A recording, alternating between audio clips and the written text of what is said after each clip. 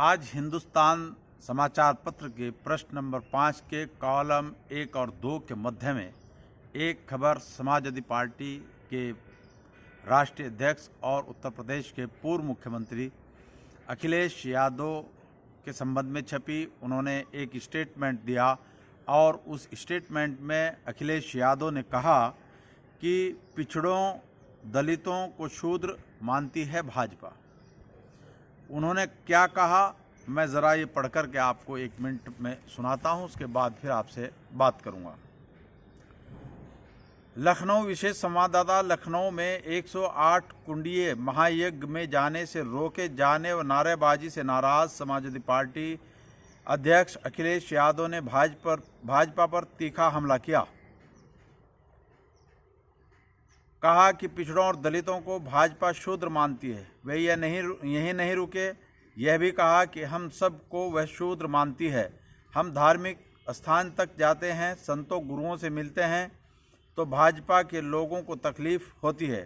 अखिलेश शनिवार को लखनऊ में गोमती तट पर आयोजित 108 कुंडीय महायज्ञ में आमंत्रण पर यज्ञ में पहुंचकर संतों से आशीर्वाद लिया और परिक्रमा की।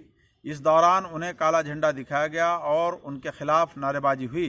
उन्होंने कहा कि अब समझ में आ रहा है कि मेरी एनएसजी क्यों हटाई गई, सिक्योरिटी क्यों कम की गई, मेरा घर गंगा जल से क्यों धोया गया, क्योंकि हम उनकी नज़र में कुछ और ही हैं। भाजपा के बिना आरएसएस नहीं, आरएसएस के बिना भाजपा नहीं।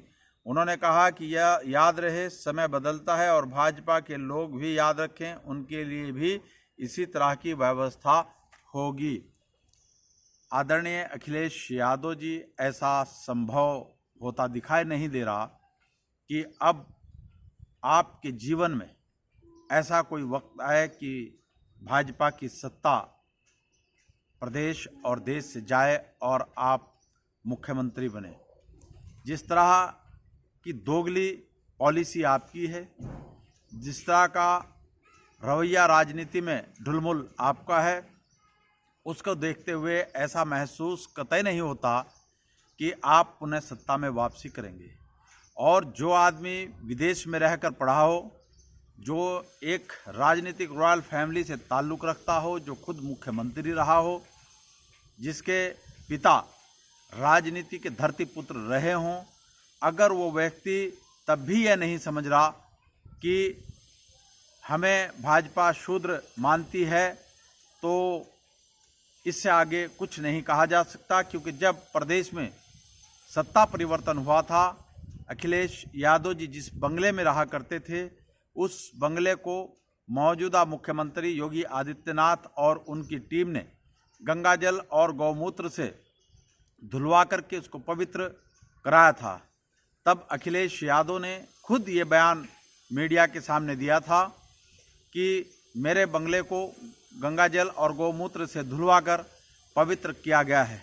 अखिलेश यादव जी को राजनीति करने से पहले भारत की राजनीतिक, सामाजिक, आर्थिक और धार्मिक व्यवस्था का अध्ययन किसी अच्छे गुरु के साथ रहकर करना चाहिए।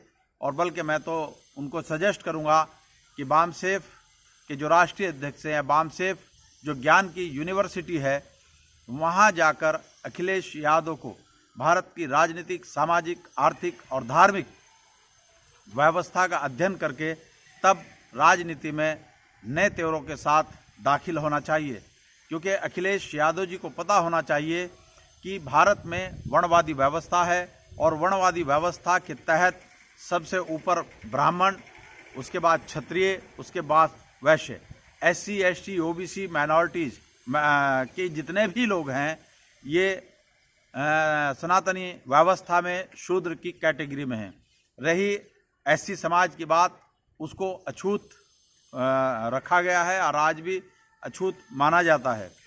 तो अखिलेश यादव जी, आपको पता होना चाहिए कि जो ब्राह्मण नहीं वो शूद्र है, जो क्षत्रिय नहीं वो शूद्र है, जो वैश्य नहीं वो शूद्र है। अगर इसके बाद भी आप वर्णवादी व्यवस्था को परोसने वाले नेताओं और सलाहकारों से घिरे रहेंगे और भारत की वास्तविक राजनीतिक पृष्ठभूमि को समझकर आप काम नहीं करेंगे, उन लोगों को साथ नहीं रखेंगे, जो समाज का दबा कुचला शोषित पीड़ित वर्ग है, तो आपके साथ ऐसा ही होता रहेगा।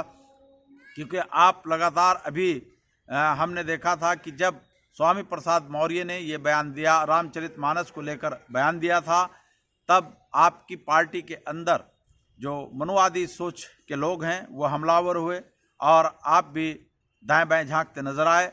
आप भी ये मन बना रहे थे कि किसी तरीके से स्वामी प्रसाद मौर्य पर कार्रवाई कर दें और उनको पार्टी से निष्कासित कर दें।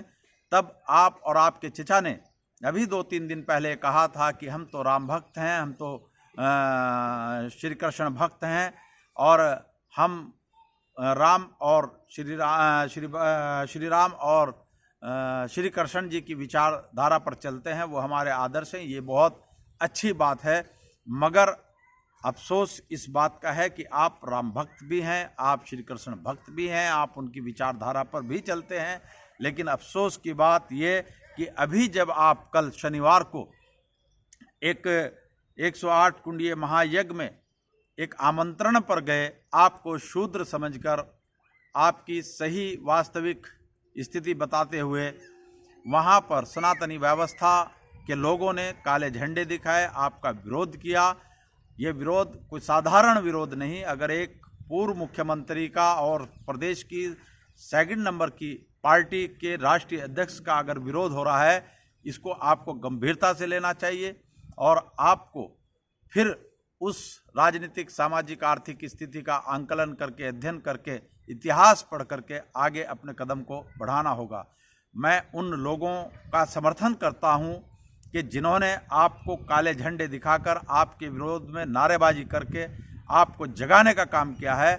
इन लोगों को सलाम करना चाहिए कि कम से कम इन लोगों ने, आप तो जागे नहीं, आपने तो अपनी नींद तोड़ी नहीं। अगर इन लोगों ने आपको जगाने का प्रयास किया है तो ये विरोध करने वाले, काले झंडे दिखाने वाले लोग बधाई के पात्र हैं। साथियों, आपने मेरी बात को ध्यानपूर्वक सुना, उसके लिए आपका बहुत बहुत धन्यवाद। जय भीम, जय मूल निवासी, जय संविधान, खुदा हाफिज।